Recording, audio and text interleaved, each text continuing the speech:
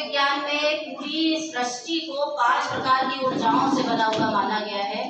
पृथ्वी, जल, आकाश, अग्नि, वायु। और ये है कि जब भी यहाँ पर कोई भी असंतुलन की स्थिति प्रकृति में होती है तो प्रकृति अपना रौद्र रूप अवश्य दिखाती है।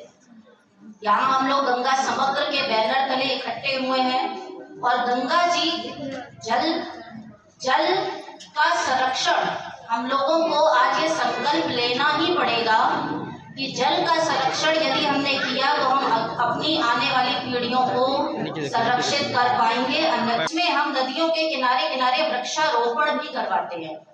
जितने भी आपके जीवन में ऐसे अवसर हैं जिनको आप बहुत ही उपलब्धि का अवसर मानते हैं, जैसे जन्म दिवस हो गया, बच्चों के जन्म दिवस हो गए, शादी की वर्षगांठ हो गई, इन अवसरों पर या किसी की स्मृति में इन अवसरों पर हम लोग वहाँ वनों को उपजा रहे हैं और इस क्रम में कई एकड़ वन तैयार किए जा चुके हैं।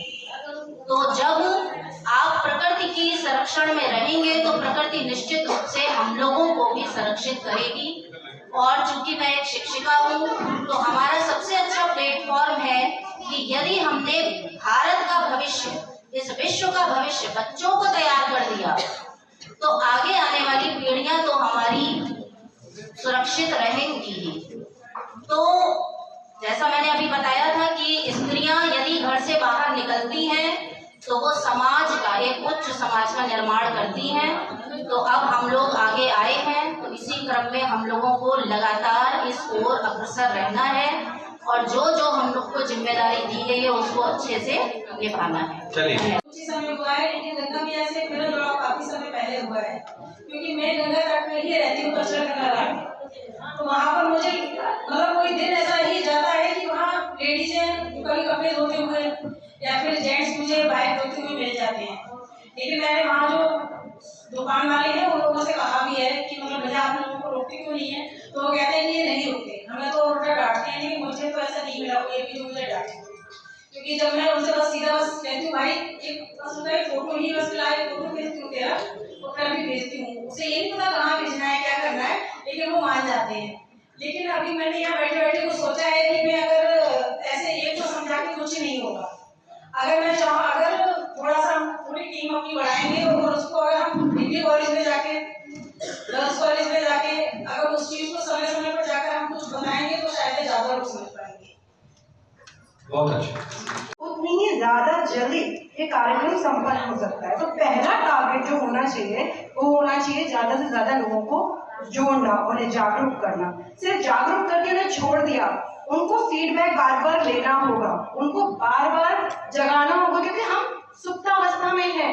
जब मेरा पता चल ही गया है सबसे पहले मैं थैंक यू बोलूंगी कि इस कार्यक्रम में मुझे योगदान करने का मौका मिला, मुझे आने का मौका मिला और बहुत सारी जागरूकता आज मिली है। मैं प्रोफेशनली मैं एक साइकोलॉजिस्ट हूँ, काउंसलर हूँ, थेरेपिस्ट हूँ, खुद का भी प्रैक्टिस है और साथ में इंडियन आर्मी के साथ भी मैं उनको अपनी सेवाएं दे रही हूँ।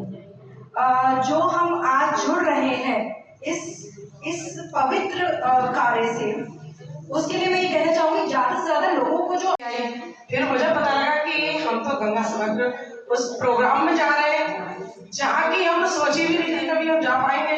हम तो सोचते थे भैया बड़े बड़े लोग जाते हैं, हमें कौन पूछेगा वहाँ। तो हम भैया आ गए यहाँ पर, हमें बहुत अच्छा लगा आप सभी लोगों से मिलकर। आप हमारे सहयोगी और मैं आपका पूरा सहयोग करूंगी। हमारी गीता बहन जी जो है वो मुझे फॉलो करें, मैं आऊंगी और हर प्रोग्राम में आऊंगी। और सर मैंने आज यहाँ पे बहुत कुछ सीखा है और मुझे बहुत ही अच्छा लगा है कि गंगा शिल्पा के आयाम जो भी